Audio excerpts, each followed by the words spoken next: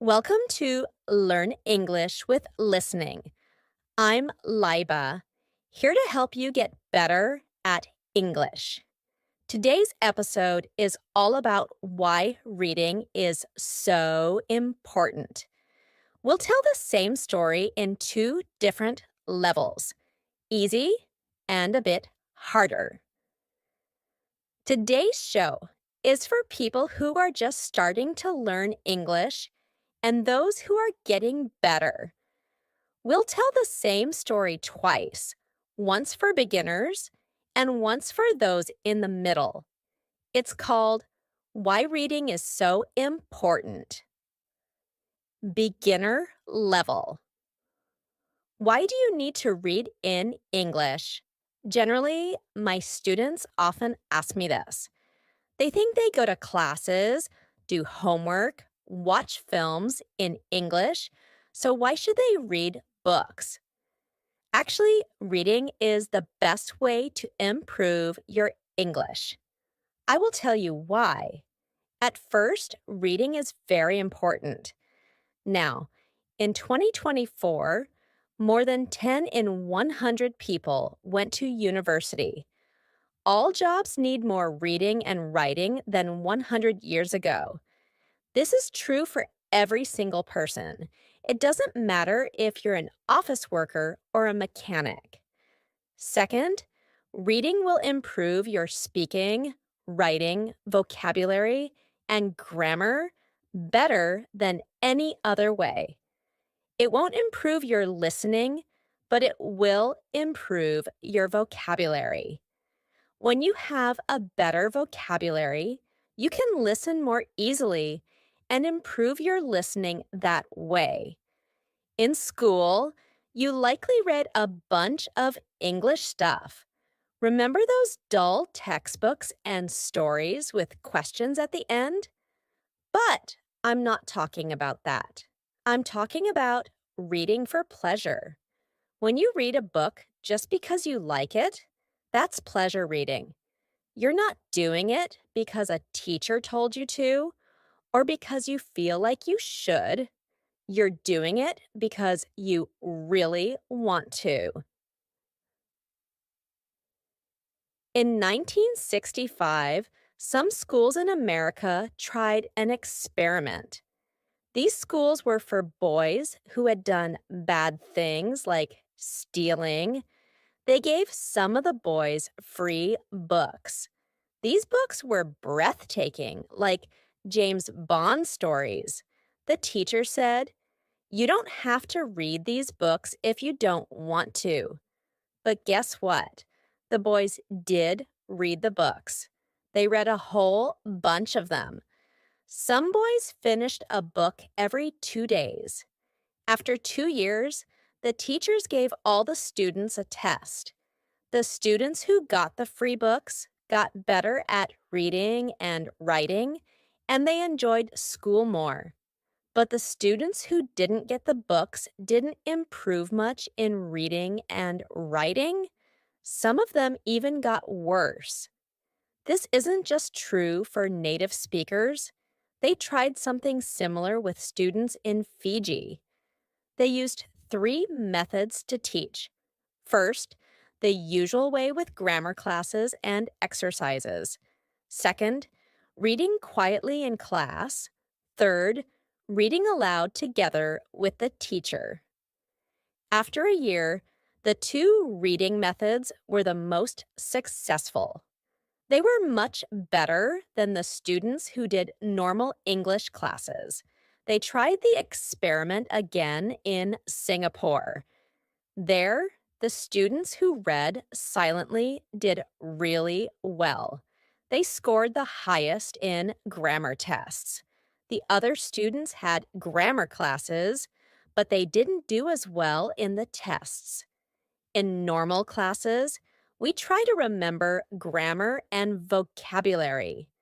When we read, we learn them naturally. Maybe you're thinking, when I read in English, it's too hard. I have to use the dictionary all the time. It's boring. I can't do it.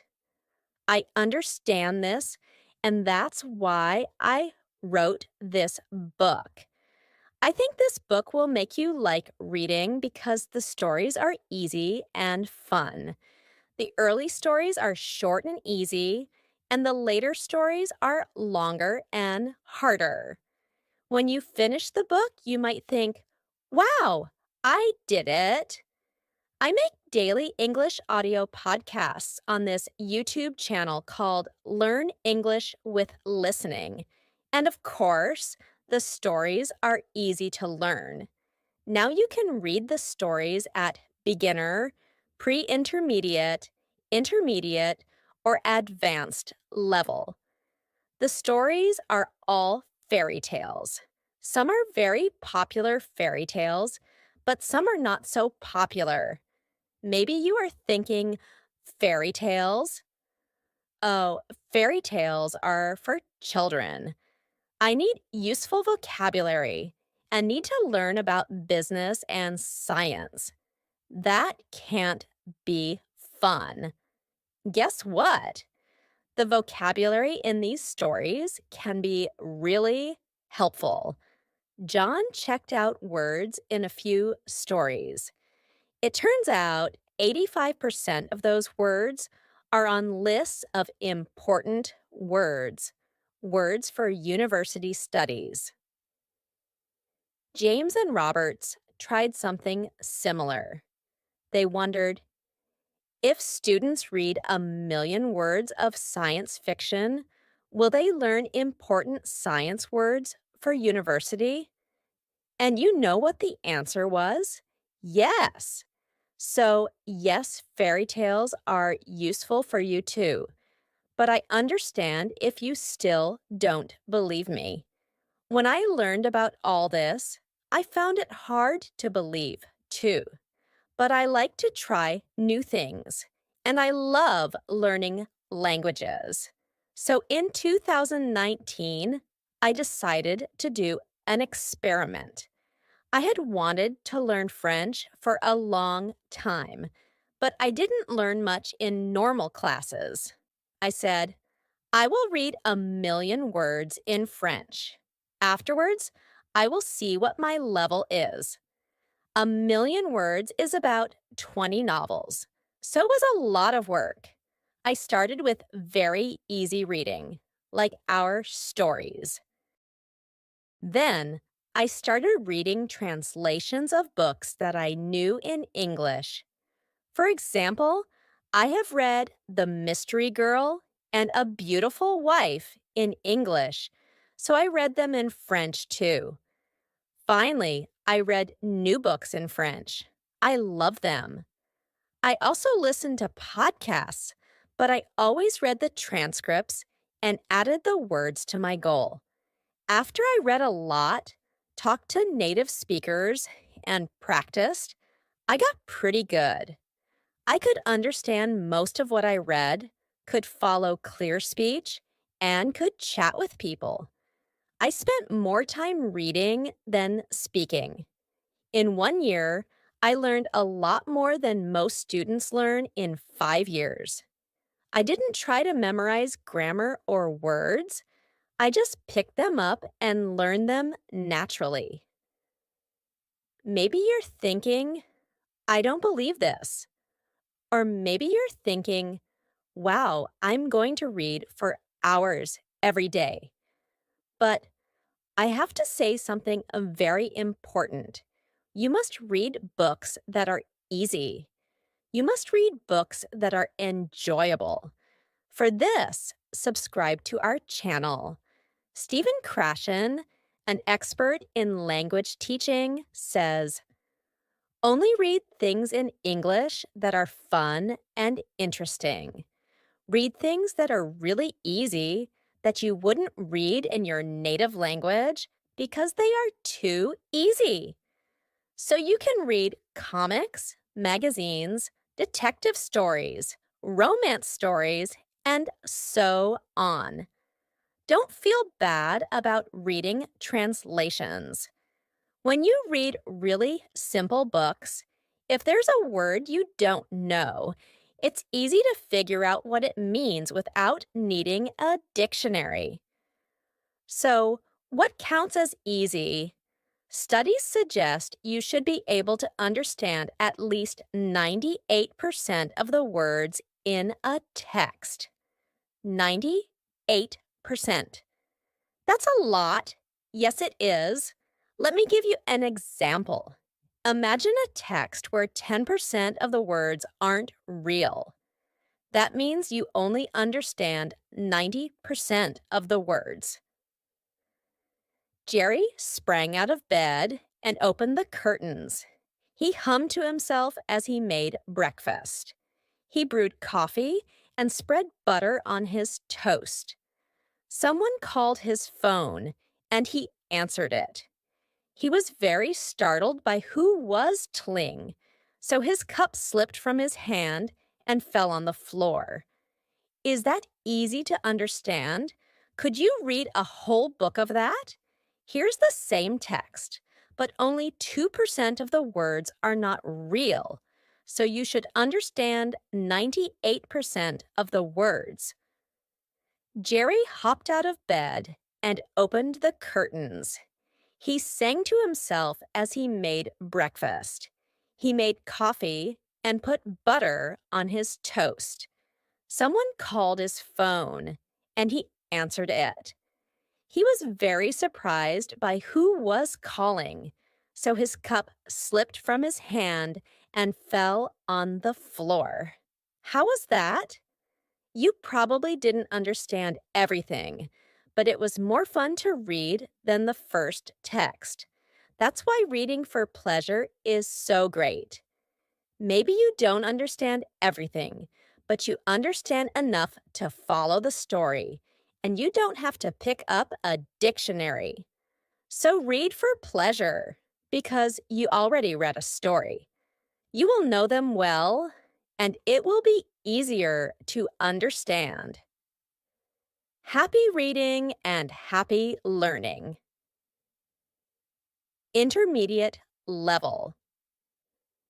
Many students often ask me this question: why should I bother reading books when I'm already attending classes, doing homework, and watching English films? Well, to put it simply, they're mistaken.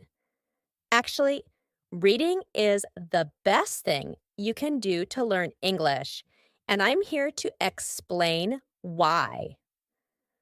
Firstly, being able to read well is really crucial now, whether it's in English or your own language. In 2024, only 10 out of 100 people went to university. Nowadays, all kinds of jobs, like office jobs or working with machines, need you to read and write much more than they did 100 years ago. There are more people competing for jobs now, and the ones who are good at reading have an advantage. Next, reading is the top way to get better at English in general. Yes, that's correct. Reading helps you with speaking, writing, learning new words, and grammar much better than anything else. It might not directly help with listening, but it gives you the words you need to understand spoken English faster. But it's not just any reading we're talking about. In school, you probably read lots in English, boring textbooks, and stories with exercises at the end. No, we're not talking about that. We're talking about reading for pleasure. That means reading a book because you enjoy it, not because your teacher told you to, not because it's what you're supposed to read to improve your English. No questions, no book reports, just pure pleasure. Yeah, right. You're probably thinking that's too good to be true. Let me show you. In 1965, There was a test done in places where troubled young people were helped, called reform centers in America. One group of the students got books for free. These books were fun ones, like James Bond, that would interest boys their age. But unlike most reading plans, they didn't have to read the books if they didn't want to. They could throw them away, give them back, or even draw on the pages, and nobody would get mad at them. But the boys did read them, read a lot of them. Some of them read a book every 2 days. At the end of 2 years, they tested the students. Not only did their reading and writing greatly improve, so did their attitude toward school. But the students who were not on this program stayed the same. In fact, some of them got worse over the 2 years. This isn't just for native speakers either. A study of English as a second language students in the Fiji Islands looked at 3 methods: traditional English teaching, sustained silent reading, which means reading in silence for a long time, and a more conventional reading program where the teachers read aloud to the students. At the end of the first year, students who were taught using 2 different reading methods showed a 15-month improvement in their English skills, while those taught with the traditional method only improved by 6.5 months. In a similar study conducted in Singapore, students who practiced sustained silent reading performed better in grammar tests compared to those who only attended grammar classes. This suggests that while doing grammar exercises helps us memorize language rules, reading allows us to naturally absorb them. But I know what you're thinking. That's all well and good. But when I pick up a book in English, it's too hard for me. I get bored of looking up words, and I give up after a few minutes.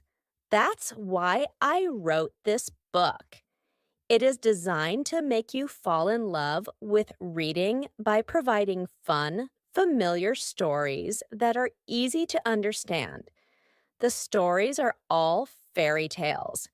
Some are very popular fairy tales, but some are not so popular. Again, I know what you're thinking. Fairy tales, but those are for kids. I need useful vocabulary about business, science, and technology. There's no way to make that fun. Guess what? The vocabulary in these stories can be really helpful. John checked out words in a few stories. Turns out 85% of those words are on lists of important words for university studies. James and Roberts tried something similar. They wondered, if students read 1 million words of science fiction, will they learn important science words for university? And you know what the answer was? Yes! So yes, reading fairy tales will help your English in all areas, even for academic purposes. As an English teacher, I've seen many times that the students who do the best are those who read the most. For IELTS, for university, for business, or just for travel, reading is the factor that predicts success. But I understand if you're still unsure. When I learned about all this, I was too. But I like to experiment, and I have a passion for learning languages. So, in 2019, I decided to do an experiment. I had wanted to learn French for a long time, but I didn't learn much in normal classes. I said, I will read 1,000,000 words in French. Afterwards, I will see what my level is. 1,000,000 words is about 20 novels, so it was a lot of work. I started with very easy reading, like our stories. Then I started reading translations of books that I knew in English. For example, I have read The Mystery Girl and A Beautiful Wife in English, so I read them in French too. Finally, I read new books in French. I loved them. I also listened to podcasts, but I always read the transcripts and added the words to my goal. After I achieved my goal, I tested myself by writing and talking to native speakers and found I was at a decent intermediate level. I could understand almost everything I read, understand clear speech, and have conversations at a comfortable level. Even though I had barely spoken the language since I started learning, I had been learning for about a year, and I had made more progress than most students make in 5 years. I didn't memorize the vocabulary and grammar rules, I absorbed them.